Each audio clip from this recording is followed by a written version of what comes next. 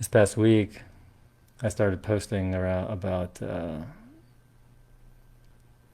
some of what I'm kind of picking up around the current time that we're in, and the particular uh, kind of potential that is here and is calling us to actualize as a human body, a collective human body,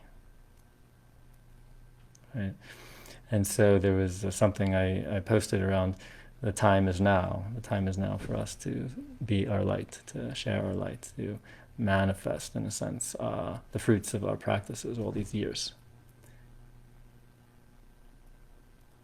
And that we don't have time to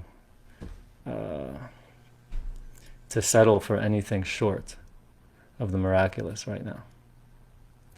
That the planet and the earth and humanity need us, need the power of our human consciousness, its capacity to intersect with multiple dimensions simultaneously, its power to impact and influence and transform reality on the ground just through our intention alone is something that we can accelerate right now.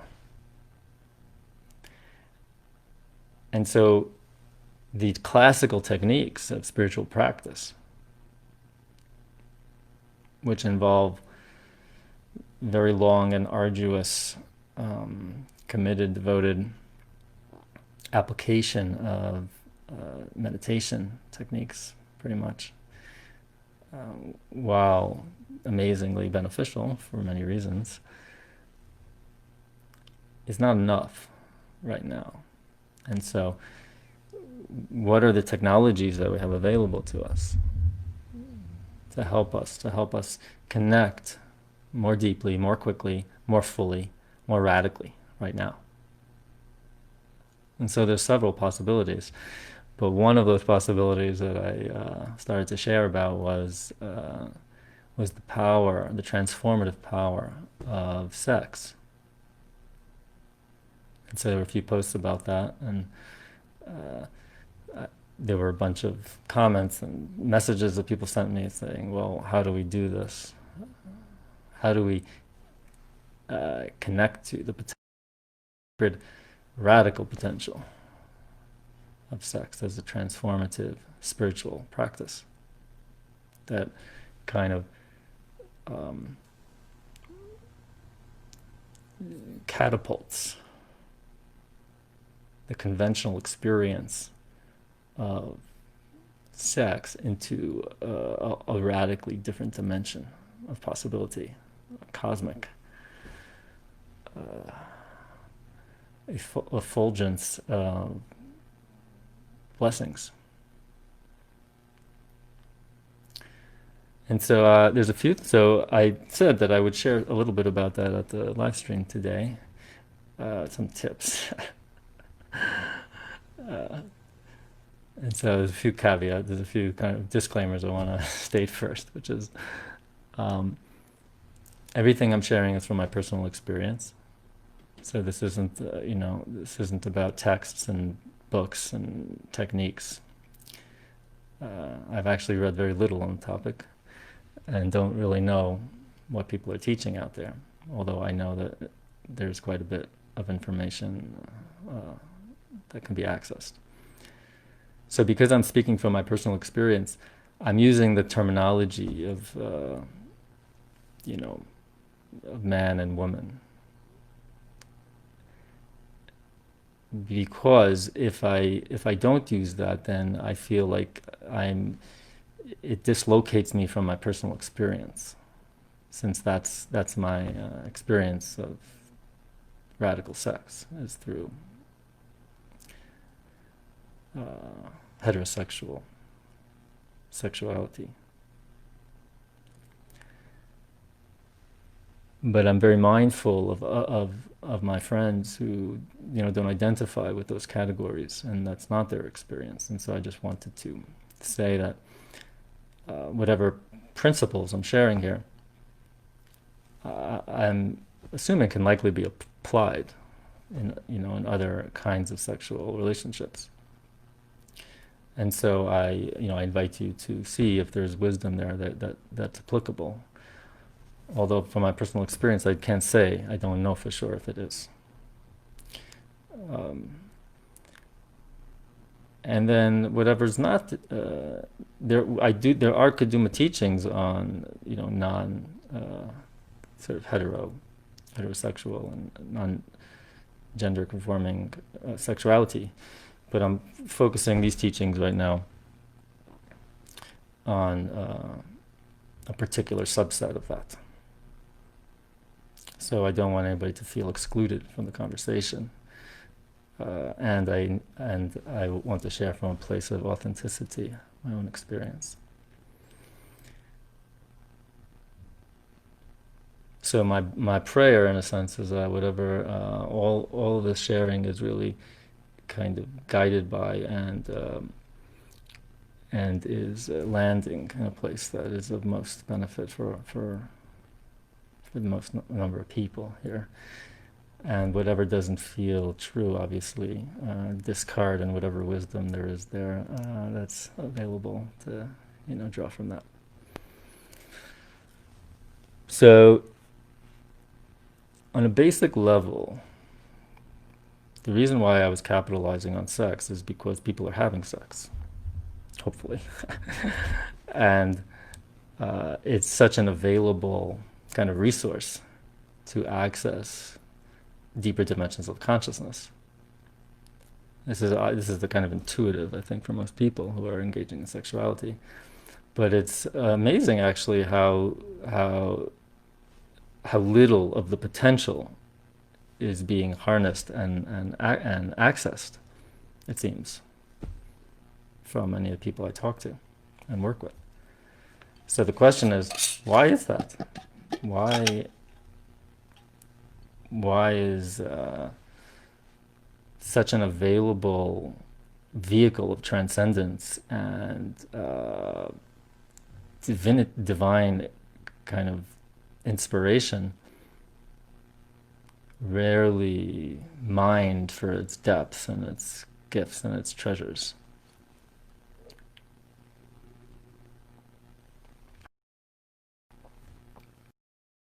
I think is just a misunderstanding and a lack of kind of appreciation for what's possible.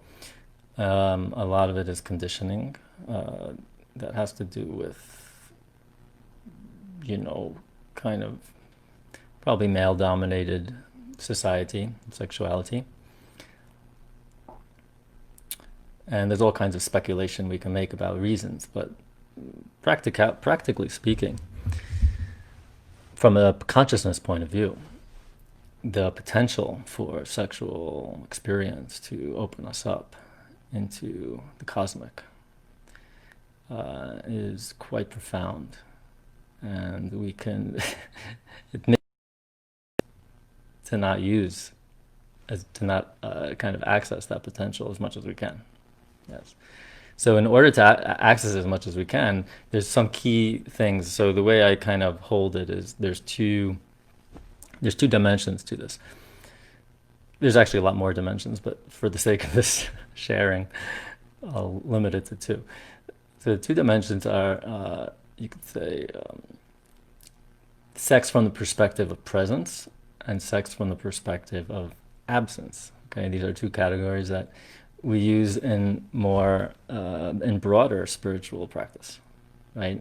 Whenever we approach an experience, any experience can be a doorway into spiritual awakening, actually.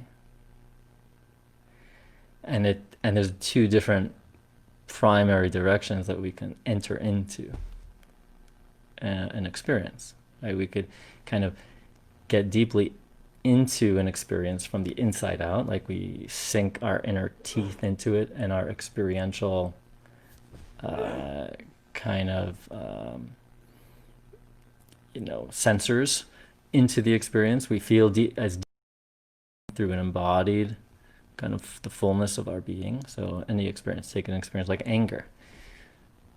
Anger can be deeply satisfying if we approach it from the inside out. That is to say, we contact it, we feel it as deeply as we can, as embodied as we can, the raw sensation of it, right, before it kind of gets processed through our thinking mind and labeled and categorized and assigned meaning.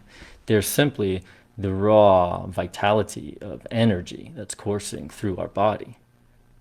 And that can be fully experienced if we allow it, and if we're in touch with ourselves enough that we can allow the immediacy and the palpability of the experience to saturate the cells of our embodied consciousness.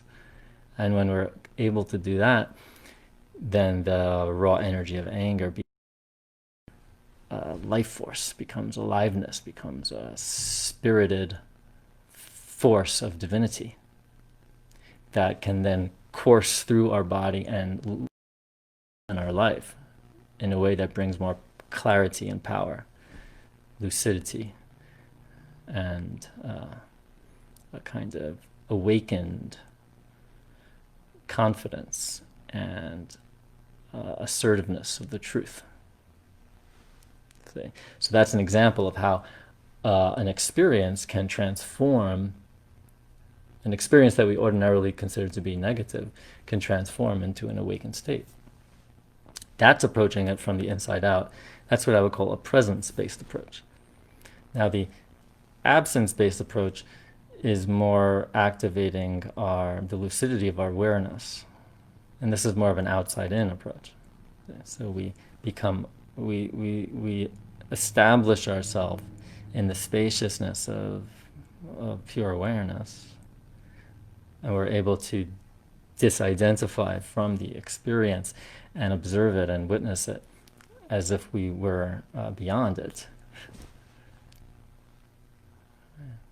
And from that state of pure awareness, the experience of anger is no longer invested into our sense of self and is able to cycle through and dissolve in a way that brings a certain kind of freedom. And that can bring a sense of like there is the universe moving more freely through us in its ever-changing forms. There isn't a person here that is manipulating and structuring and kind of limiting our experience in a particular way. There's more the spaciousness of pure being to allow whatever forms want to arise and dissolve of their own accord. That's a more outside-in approach. Yeah, that's more a side of absence approach, because it's there's the absence of presence of the personal and individual investment of energy in the experience or contact. So one is more presence-based, one is more absence-based. Now, so these are the two dimensions from which sex can be approached from a spiritual practice perspective. And each one of them have their merits, and each one of them has a different effect, actually, experientially. So if we approach it from a presence point of view, that calls us to actually more deeply embody the energies that are alive and activated in sexual experience. The raw energies, right? Which, if we get deeply enough into it, if we establish our presence, fully in the moment, and in the purity of the immediate sensory experience, then there is both a sense of the palpable presence of divinity at the heart of the experience, and there's a sense of the embodied kind of wakefulness that comes with that. And there's more of a sense of the unitive intimacy with other, and the interpenetration of energy and of body. And that has the potential to awaken a very particular kind of potential in a way that is experientially, in my experience at any rate, is experientially different than the awareness-based or the absence-based approach. So I'll speak to that in a moment. But the presence-based approach, which is, I think, which is the approach that I've been emphasizing in these posts, calls us to approach the sex from more of the dynamic interplay of creation energies that are at hand. See? And we traditionally we call masculine and feminine energies, right? So that's, I think it's still terms that relate for many people. So in this case, the potential for sex to open up the cosmic requires, the masculine energy to really awaken the kind of secret, the hidden and secret dimensions of the divine.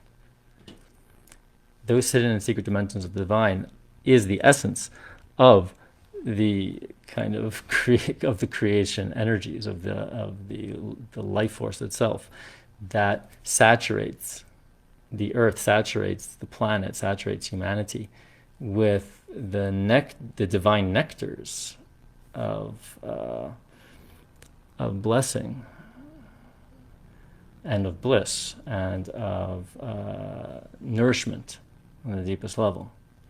So, the dazzling kind of display of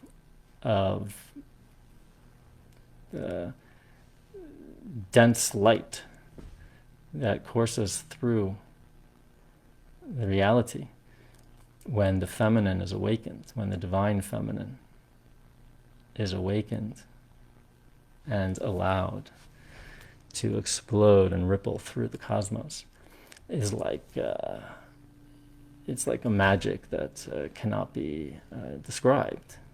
See? But in order for that to awaken, the conditions have to be right, have to be just right in a way, and the approach needs to be attuned to the wisdom of the divine feminine, I could say.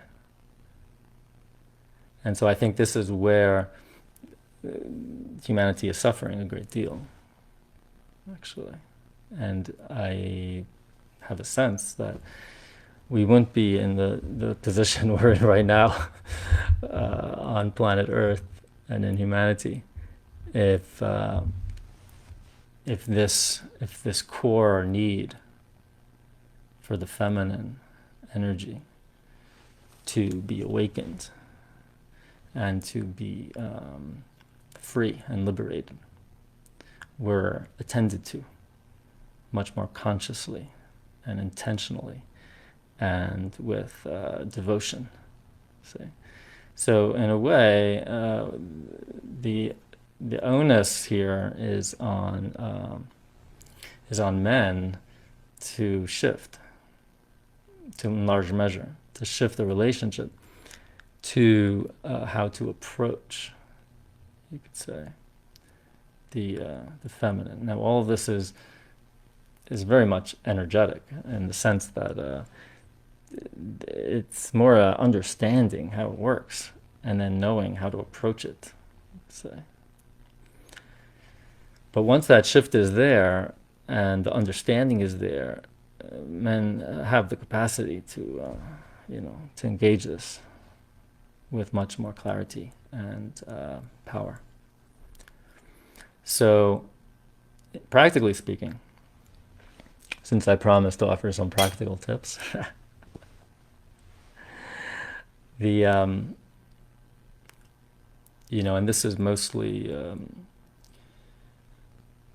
for men. I'll just talk about in general, and there's general and specific. General is just the attitude is just totally fucked up for most people. For most, the attitude that is propagated and that is adopted by many women actually is that sex is about men's pleasure, satisfying men, and it's actually deeply mistaken from a consciousness point of view. It's a very surface layer of pleasure that we're talking about when we talk about, when that approach is taken.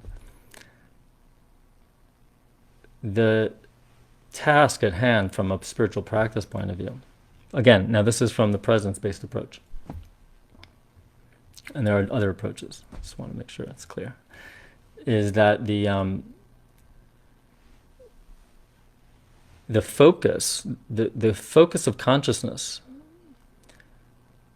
of the man in the man-woman, kind of dynamic, sexually speaking, is on the not just the satisfaction of the woman, but on the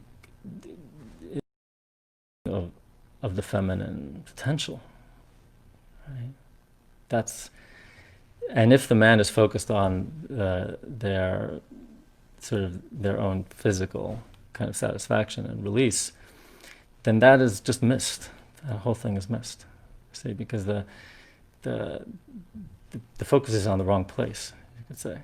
Right? So to awaken the divine feminine, the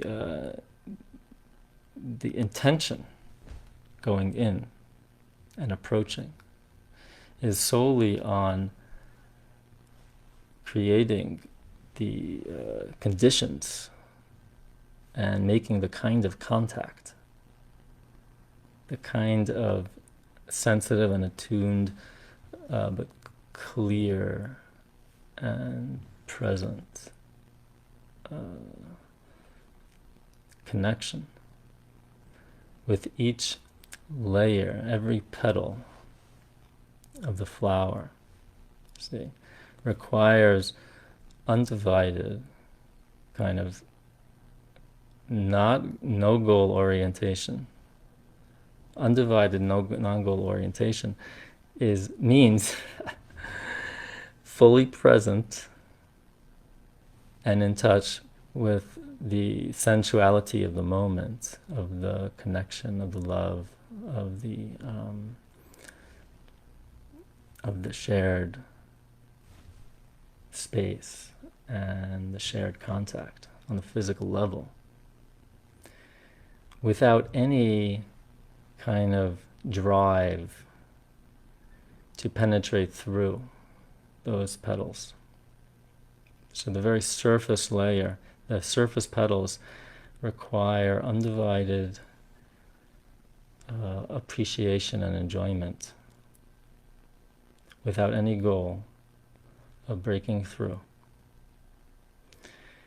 When each petal has been saturated, has been fully loved and appreciated, only when that petal then opens, when that very, very first layer yields and opens, and then the next layer of contact can then be approached and equally loved, appreciated, enjoyed with the kind of spacious and firm presence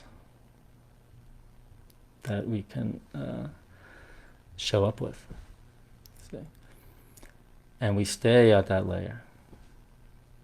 We stay at that layer until that layer opens, and then naturally enter into the next layer. When the flower opens and our presence, the power of our love can penetrate through and fill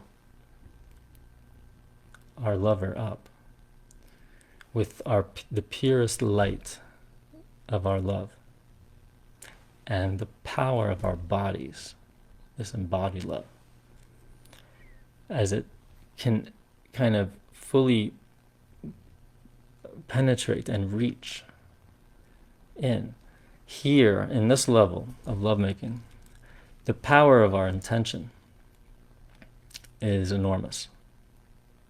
It's difficult to explain how this works. I can't explain, but where our consciousness is,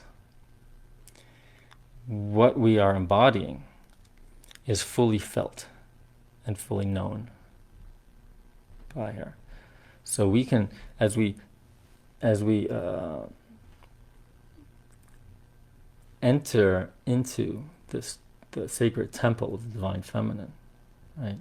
We enter with our totality, with like our cells engorged with the clear light of our love, of our appreciation, of our totally present kind of embodied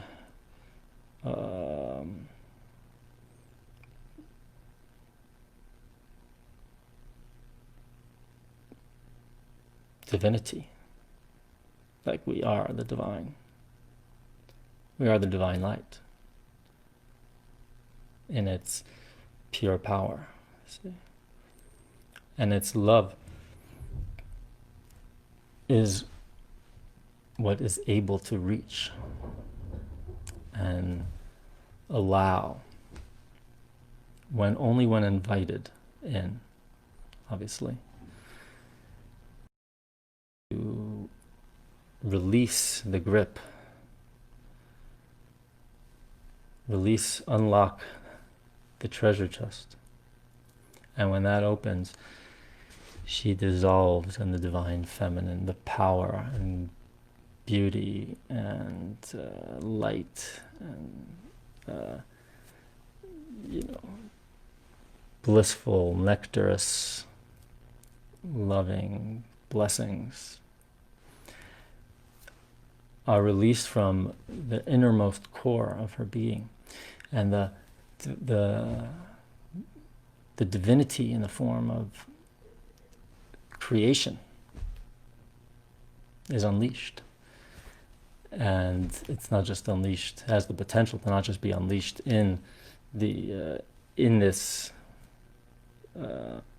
interpersonal union, but it's released into the cosmos. It impacts the whole environment.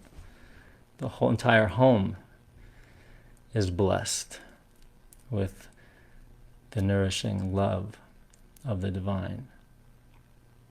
The children are blessed.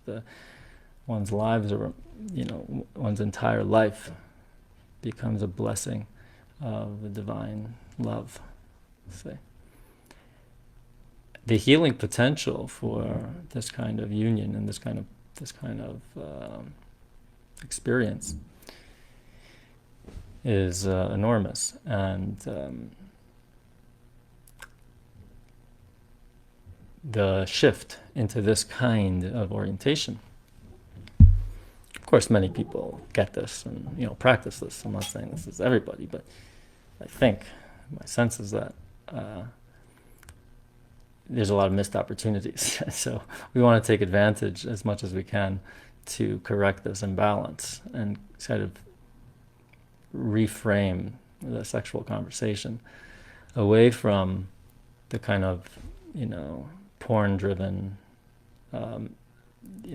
male ejaculation as the focus, to a presence-based, attuned-based, and divine-based, which is about actually inspiring the potential for divinity to manifest on earth.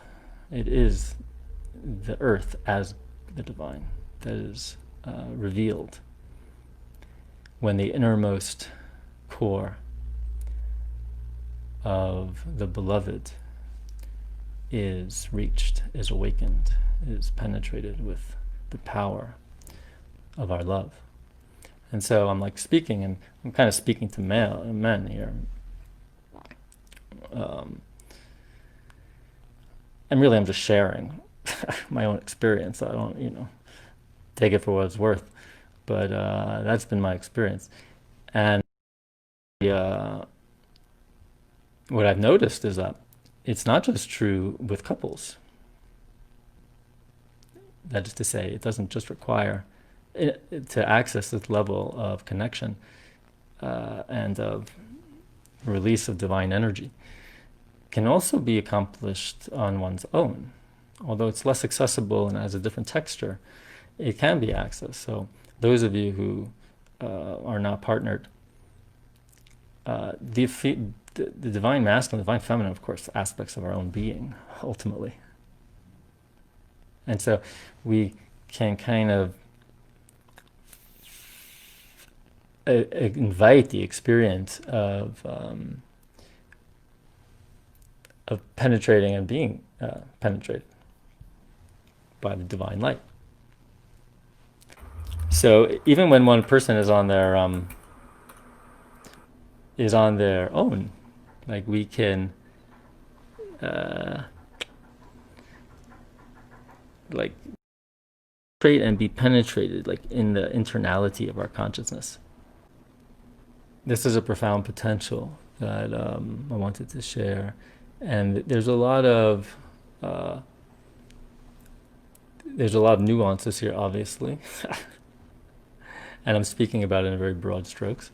But the presence-based approach is like that, and then the absence-based approach is like a more, in some sense, points to more of the cosmic potential of this practice. Because even when the divine feminine is awakened and the masculine and feminine energies have attained this kind of union on the individual, experience all kinds of magical, profound, awakened states. The cosmic potential is when we no longer experience ourselves as two individuals, or even as individuals, engaging in this process. But it's like there's nobody making love to, and there's nobody making love, and there's no one being made love to. It's like the cosmos itself, the God is making love to itself. And there's a kind of, we drop our involvement, or we drop into a kind of absent state, and through that, it's like a kind of mysterious arising, a dance of forces, us, without our direct intentionality or direction at all. And this is like a whole other potential. And so there's many different levels levels of depth that this can open up to. And since we have sexual energy available to us, either as an individual or with a partner, the suggestion is to begin to see what it's like to approach it from a perspective of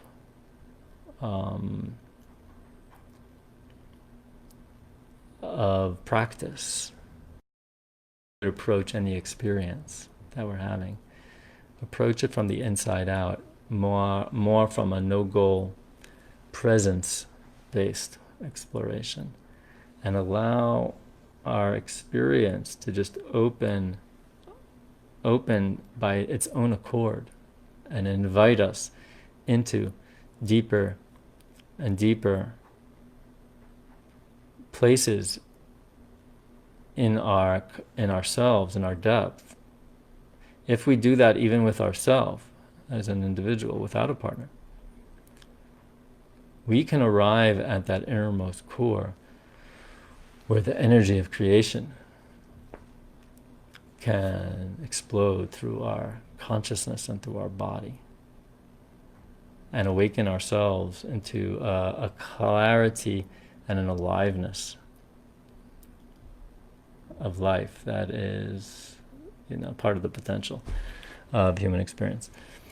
So that was those are a little bit of the tips that I was pointing to, and I'm curious what's up for you and what kind of questions. So let me see if you guys are. I want to encourage you to send in any questions or comments about here.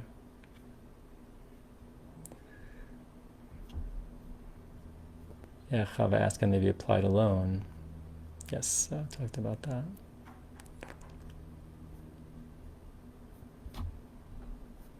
Anything else?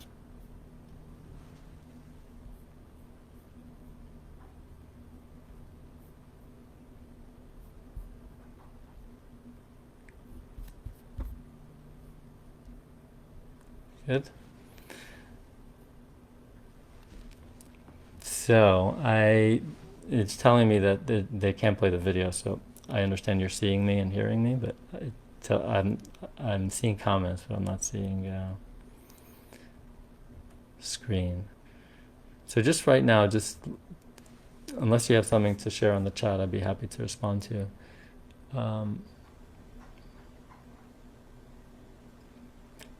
Yeah, so Lisa says, so from presence to absence. That's one direction. We can go from presence to absence.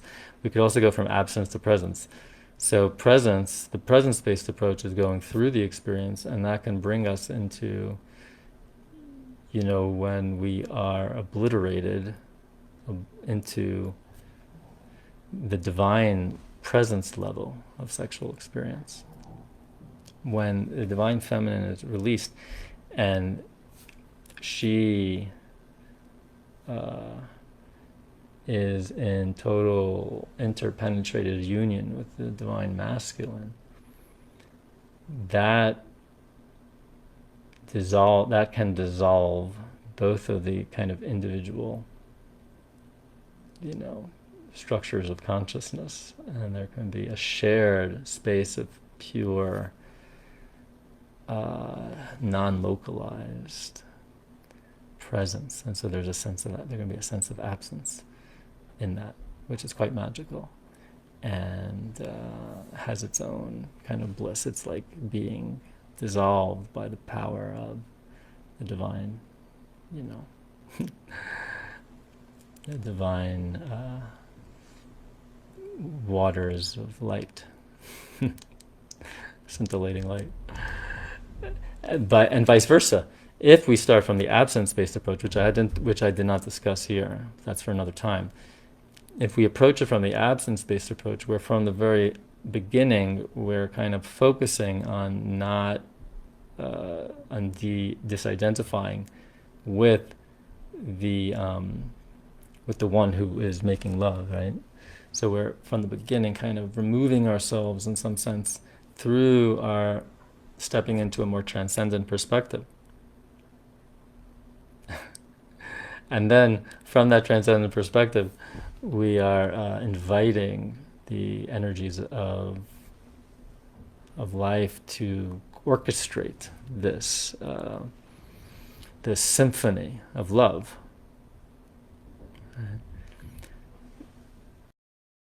What happens is that we are starting then through that symphony of love, where we are not the conductors. All kinds of interesting things can happen, like how our bodies move, how we interface, how we play, how we kind of make contact with each other. It's all like surprise. It's all a surprise. It's all fresh. It's totally unknown and unexpected what's going to happen. That can also happen in the presence-based approach, but from the absence-based approach, from the beginning, there's more of a kind of fluidity of, a flow, which then can bring us into more of the effulgence of presence and its textures and colors and nectars and flavors. So from either way we approach it, we can end up totally kind of in union with the other side or the other dimension. And that is, of course, the classic formulation of the Tantric teachings, where there's a union of Shiva and Shakti, where the ultimate reality is the pulsating kind of experience in which the pulsation of reality and the formless, non-dimensional, timeless spaciousness of being have become so interpenetrated that they are no longer, they are experienced in consciousness as indivisible, undivided, and as totally one. So the presence and absence and presence are one. And that is the potential of sexual experience, of sex as a spiritual practice. It's the potential of all spiritual practice, actually. And we can experience this possibility through any experience, through any intense experience. So classical tantric practice is not about using sex per se. It's about using whatever the intensity of any experience, embodied experience, as a vehicle for awakening and transformation, to the point at which we are able to not only realize but actually experience directly the ultimate nature of reality, which is neither masculine nor feminine. It's neither the pure kind of lucidity and spaciousness of being, nor is it the effulgent energy of form, but it is both and one at the same time, inseparable, undivided, indivisible, totally one. So right now, as I speak to it, notice what you are experiencing in your body. Notice what your consciousness is like. Feel whatever is here, whatever's arising. And see if it can be invited more to display itself. See if it's okay to feel and connect.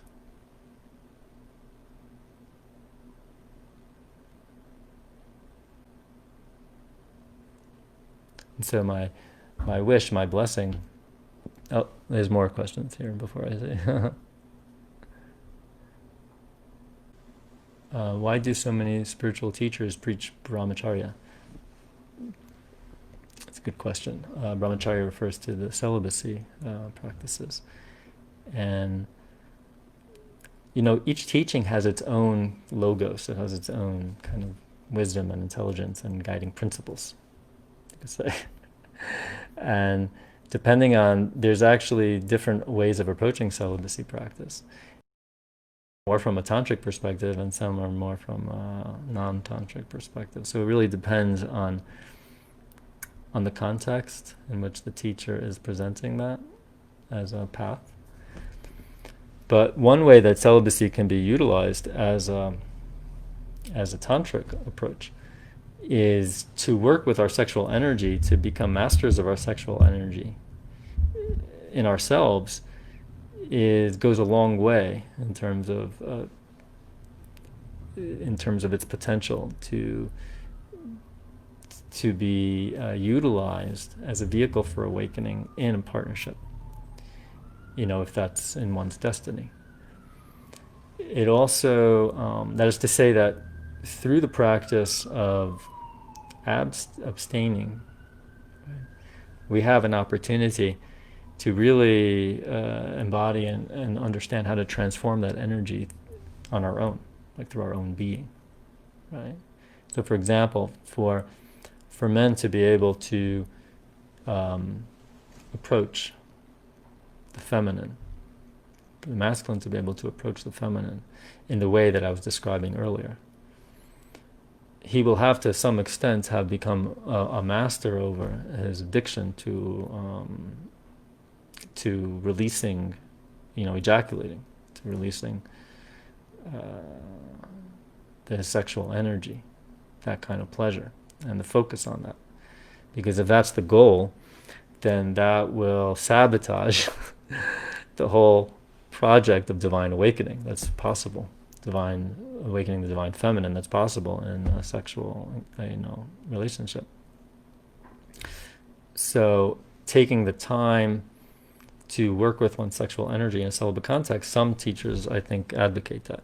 I'm not suggesting that path. One can work with men can work with their sexual energy in the context of a partnership as well. So it really, I think it's a personal preference, and depending on what teaching a person's following, they each have their own kind of wisdom. Some teachings see sex as evil, as bad, as something to ultimately to be avoided. It pulls on the most base kind of instincts, and therefore is really suspect. Right? Now, those paths tend to be, have more of a transcendent focus. I would say they're more masculine-based approaches, and as such, they oftentimes, are weary. They're weary of, and perhaps afraid of, the power of the feminine. And its potential to totally annihilate us through its unconditional and uncompromising dynamic love. That's, it's a lot for men to handle that, so they go into, maybe transcendent-based approaches that avoid the whole thing altogether. So I think it depends. So thank you for that question. And let's see.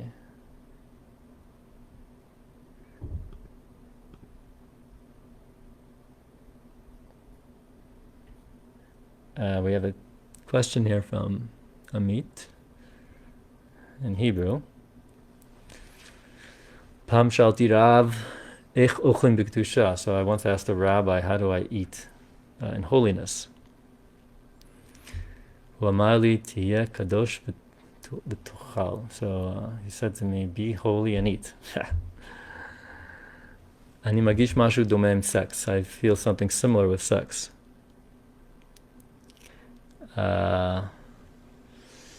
במרום תגידים ודיבורים על סקס, פשוט תעבור על חיבור שלך, על התעוררות כשתעשה סקס ממילא, רק תגיע למצב ההקלטי קיומי שלך. איך אתה רואה את זה? Yeah, so he's saying that, with all the exercises and the talk about sex, the real sort of thing is really just work on your own b'makom. Ken b'makom. B'makom tagilim v'diburim al sex. Instead of all these exercises and talking about sex, just work on your own connection, on your own awakening. And then when you actually engage in sex, the act itself will get to will be an expression of, I guess, where, the state in which you're in. So if I'm understanding it correctly, Amit, how do I see this? I think that's true. That to the extent that we are an expression of our awakening, right? The degree to which we are embodying our own potential and our own realization will be the extent to which that realization expresses itself in sex. However, what I think is oftentimes the issue is that there's many people who have a great deal of realization, actually. But that's not necessarily embodied through the cells of their body.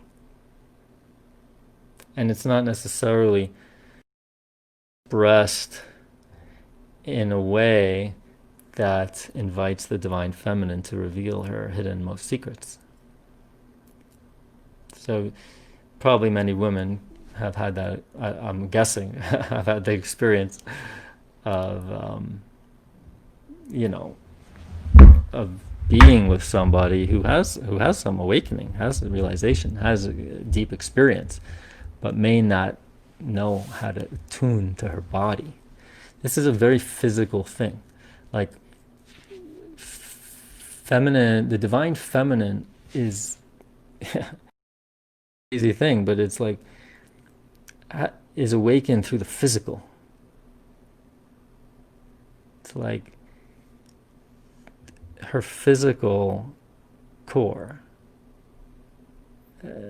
is what opens, and the physical and the spiritual, and for the feminine, are one. It's like they are one truth, one organism.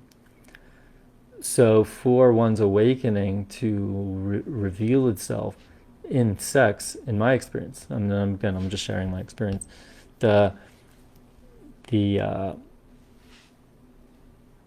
dimension of the physical must be totally integrated, or some degree integrated, with one's spiritual realization. Because otherwise, if not, then the kind of contact that we make with our lover, with our beloved, will, while it may have a lot of light, it may not fully inspire the awakening and the opening of the flower. So really, ideally, there's an integration, and we're in this period of time right now, in the Hebrew calendar,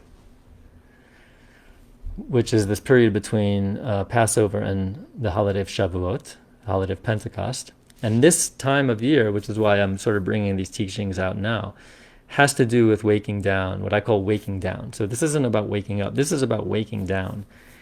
And it's kind of time to wake down, or wake the fuck down, as I like to say. And this is about really getting into the physical. Like the awakening, this time of the year is about awakening from below. The Kabbalists call it itaruta dilatata, awakening from below. Passover is awakening from above, itaruta dil eila, the awakening of divine blessings, and its downpouring, its descent through divine grace from above. See? That's more of a kind of masculine principle, right, as the awakening from above. That's more of the absence-based approach, which is more about the transcendence of our nature, the purity of our consciousness and of our, of our pure awareness.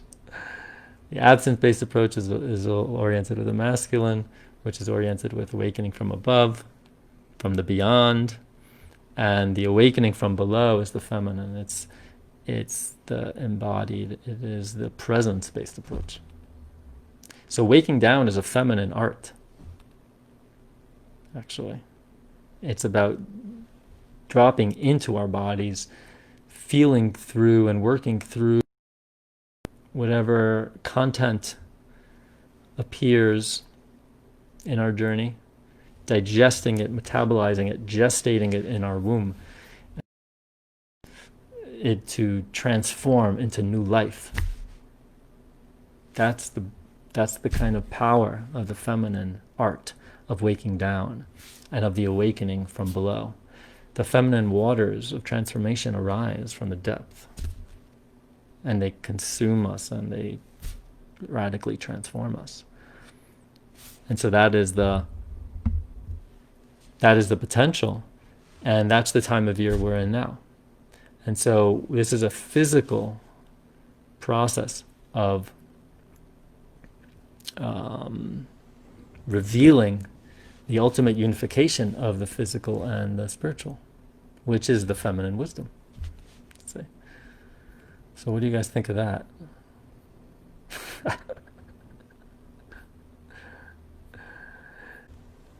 I've enjoyed sharing this presence with you.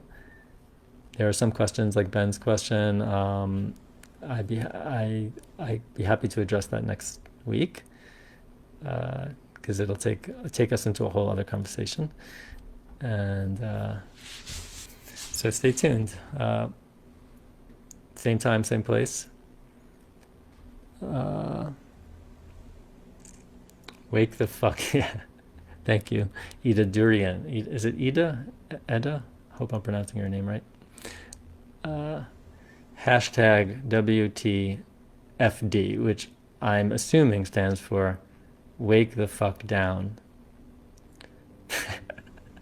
Perfect. So that's what this time of year is about waking the fuck down. And we need to do that through the act of love, penetrating love, awakening love from below. And so I call upon all of us as much as we can now to turn toward ourselves in deeper ways, to